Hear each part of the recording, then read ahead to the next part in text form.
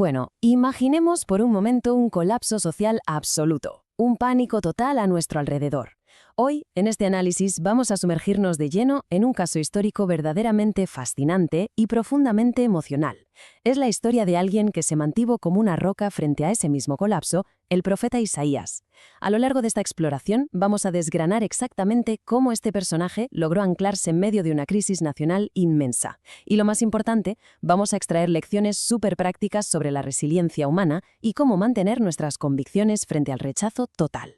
Vale, vamos a por ello. Es una pregunta tremenda, ¿verdad? ¿Cómo logramos mantener la fe, la convicción o el propósito cuando parece que absolutamente todo el mundo nos da la espalda? Y es que este dilema, aunque esté enraizado en la historia antigua, resuena de forma increíble con cómo gestionamos nuestras propias crisis hoy en día. Para entender la magnitud real de este desafío, tenemos que viajar a un momento donde todo lo que la gente conocía se estaba desmoronando por completo. Pasamos a la primera parte, el caos y la crisis. A ver, para comprender la resiliencia de nuestro protagonista es absolutamente crucial empaparse primero del pánico histórico que vivía la antigua Jerusalén. El escenario era francamente sombrío. Fijémonos en este drástico contraste. Jerusalén venía de una auténtica época dorada. Hablamos de 52 largos años de prosperidad y seguridad bajo el reinado del rey Uzías. Pero de repente, con su muerte, todo cambió de la noche a la mañana. Una ola de miedo paralizante se apoderó de todos. ¿Por qué? Pues porque el imperio asirio, una potencia militar implacable, avanzaba hacia sus fronteras. Y en medio de este terror inminente, la sociedad y sus líderes empezaron a ceder al pánico, buscando alianzas políticas a la desesperada, dando la espalda a sus propios principios morales y sumiéndose en una corrupción tremenda. Y claro, esta imagen ilustra a la perfección la locura del momento. Mientras las calles eran un hervidero de ansiedad, con la gente aterrada por la guerra y los políticos haciendo tratos bajo cuerda, encontramos a Isaías, un joven sacerdote sentado en completo silencio a las afueras del templo. En un instante donde todos miraban frenéticamente hacia afuera buscando algún tipo de salvavidas humano, él buscó la quietud interior, buscó lo sagrado. Esa calma interna es sin duda un requisito indispensable cuando las circunstancias externas se vuelven un caos absoluto. Sección número 2. Convicción en la tormenta. Esa búsqueda de quietud en el templo desencadenó un momento intenso, sobrenatural. Fue el instante exacto que ancló la fe de Isaías para el resto de sus días. Los registros describen una escena abrumadora. El templo lleno de humo, los cimientos temblando y una visión espectacular de la majestad divina ante él. Pero lo verdaderamente interesante aquí es su reacción, tan visceral y tan humana. Frente a una perfección tan absoluta, él no sintió orgullo en plan, mira dónde estoy, ¿qué va? Sintió una vergüenza insoportable por sus propias imperfecciones y las de su sociedad. Reconoció su vulnerabilidad total. Y el proceso de limpieza que siguió fue doloroso, sí, pero increíblemente liberador. La historia cuenta que un ser celestial tomó un carbón ardiente, literalmente fuego directo del altar, y tocó los labios de Isaías. El texto detalla un ardor abrasador, un dolor físico que rápidamente dio paso a un alivio profundo, eliminando toda culpa y perdonando su error. Es un simbolismo precioso, ¿verdad? Nos recuerda que la verdadera convicción muchas veces tiene que forjarse en el fuego. No es un camino de rosas. Purificar nuestro propósito casi siempre exige enfrentarnos cara a cara con nuestras propias imperfecciones. Justo después de esa purificación, una pregunta resonó en el templo. ¿A quién enviaré? Y esta respuesta, heme aquí, envíame a mí, es un icono del compromiso en estado puro. Aceptó el llamado al instante. Lo fascinante, lo que te deja pensando, es que dio un paso al frente sin tener ni la más remota idea de cuál iba a ser su misión, ni de todo el rechazo que se le venía encima. Porque, seamos sinceros, la misión resultó ser de una crudeza brutal.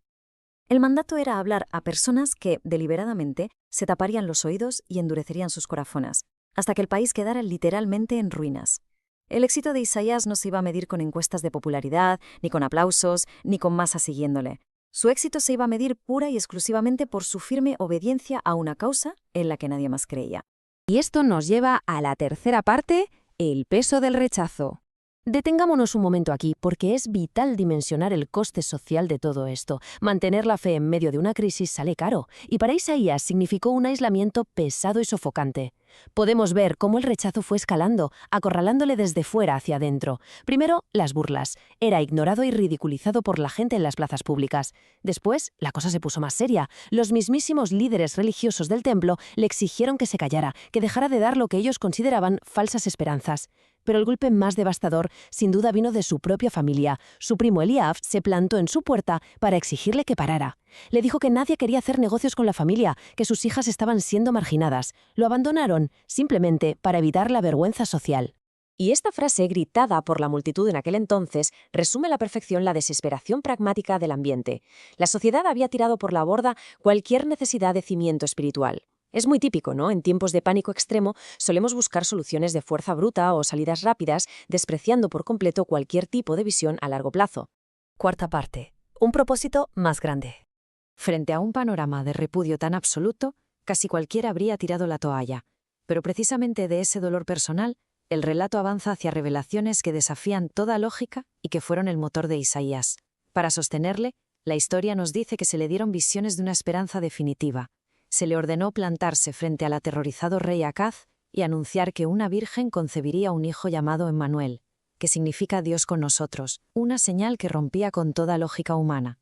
Más tarde también anunció a un niño que sería llamado Príncipe de Paz. Fueron destellos de luz enviados estratégicamente para mantenerle a flote cuando su presente parecía consumido por la más absoluta oscuridad. Así que el punto crucial de todo esto es el siguiente. Isaías no sacó su fuerza de ver cómo sus circunstancias mejoraban. Encontró una fuerza inquebrantable al presenciar, en visión, a un Salvador futuro que pasaría por un rechazo asombrosamente similar al suyo, pero a una escala cósmica. Vio a un siervo herido, humillado, que se mantenía en completo silencio ante sus acusadores.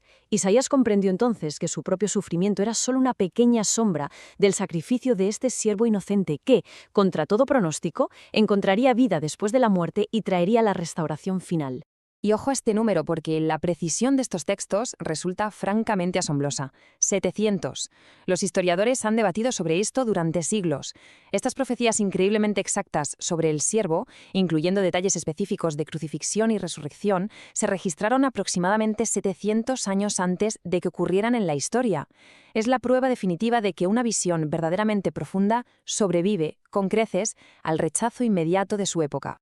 Y esto nos lleva a un dato estructural que es una auténtica maravilla para los investigadores. Fijaos bien, el texto de Isaías tiene 66 capítulos. Los primeros 39 hablan de juicio y los últimos 27 se centran en la salvación y la esperanza. Pues resulta que esto es un reflejo matemático exacto de toda la Biblia cristiana, que tiene 66 libros en total, 39 en el Antiguo Testamento y 27 en el Nuevo. Increíble, ¿verdad? Por eso muchos eruditos lo llaman el quinto evangelio. No es solo un libro de historia triste, es una hoja de ruta perfecta hacia la esperanza. Llegamos a nuestra última sección, lecciones de fe inquebrantable. Ya cerrando este análisis es fundamental coger toda esta resiliencia y convertirla en consejos prácticos. ¿Cómo mantenemos la fe en medio de nuestras propias crisis y rechazos? Primero hay que anclarse en un propósito superior. Cuando los aplausos desaparecen y nadie te apoya, solo un mandato interno fuerte nos mantiene de pie. Segundo, tenemos que aprender a aceptar el rechazo no como un fracaso personal, sino como parte del proceso. Las verdades difíciles casi nunca son populares. Y tercero, debemos entrenar nuestra mente para mirar más allá del caos inmediato. Igual que Isaías se enfocó en ese príncipe de paz futuro, nosotros debemos mantener la vista en la restauración final. Ese es el verdadero secreto para superar el crisol de la crisis. Y así terminamos nuestra exploración de hoy. Pero nos gustaría dejar esta reflexión flotando en el aire. Ante un mundo que constantemente nos empuja a abandonar nuestros principios en los momentos más difíciles, cabe preguntarse, ¿existe verdaderamente esa disposición a mantenernos firmes en nuestras convicciones hoy en día? Que la historia de este profeta sirva como un recordatorio impresionante de que aferrarse a la verdad, sin importar en absoluto el coste social, deja un legado imborrable.